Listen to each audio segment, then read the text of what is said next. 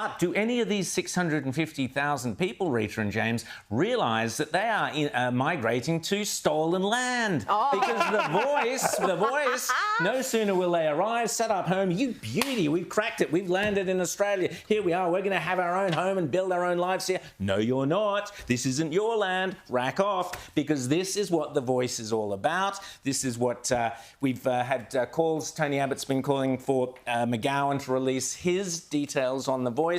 The voice this week, we saw more and more desperation, I would say, from those supporting the yes vote as the numbers continue, the momentum continues to go away from the yes vote towards the no vote as more and more people start to question what this voice thing is really about. Some desperate commentary from the yes supporters saying that, oh, you know, it's all racist or it's all this or all that. We need the details from people like McGowan, from the...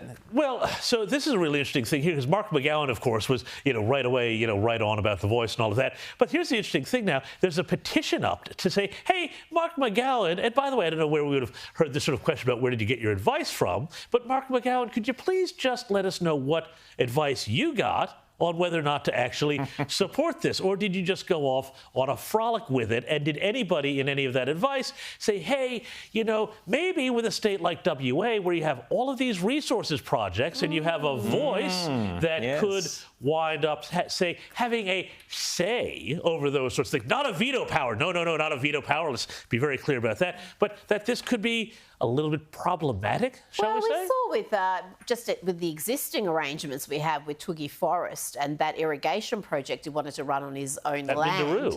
And it was knocked back because... the imaginary serpent. It wasn't even a real serpent, not a spotted serpent. The imaginary dreamtime serpent. So that's happening now. So just to add on top of that, a layer of racial privilege that's enshrined in the Constitution that a lawyer can take to the court, it is going to be absolutely disastrous. If you can't see that, you're not looking, you're not paying attention. Well, the bottom line, I'll read out a little bit of this particular tweet from some character. It's not really important who he is or what he was saying, but it gets to the bottom line. Well, this is more what he was saying. It is about what he's saying, but he's saying pay the rent.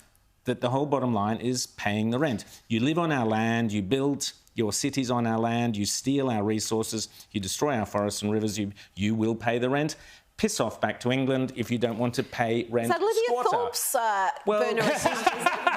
This is the bottom line. And it is so disingenuous of those who support the voice to not be honest about what the end game is. And this is what always And by the way, this is the thing. The end game is there in the Uluru Statement. Yes. Read it. It's there. Read it. And that is a treaty and truth-telling, and it's all about stolen land being given back. So you will pay rent, you'll pay part of your salary. It's all there in black and white. And, remember, the whole circular relationship between voice, treaty, which of course is code for reparations, and truth-telling is then that the truth-telling winds up picking over old wounds in history to create more grievance, to lead to more voice, which leads to more treaty and reparations. The circular logic of this thing, it sounds also wonderful about reconciliation. This is the worst thing for true reconciliation I could ever imagine. Well, we're seeing that right now. Do you think we're more together and united than we were 5 years ago, 10 years ago?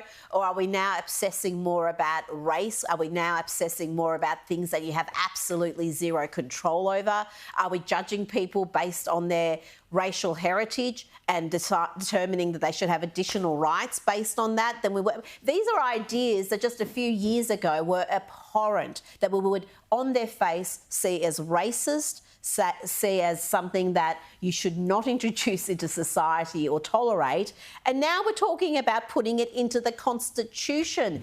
And you've got otherwise sensible people advocating for it. This is what happens when you've got a society here in Australia where for years and years we have not had real debates. We've had the left pushing their culture 100%. wars, pushing their agenda relentlessly, and the Conservatives, well, they've been too good for the culture wars. They want to focus on the bottom line, the economy, budget surpluses. Well, this is what happens when you don't fight back, when you don't have the debate and you let ideas that are just toxic take hold. Absolutely.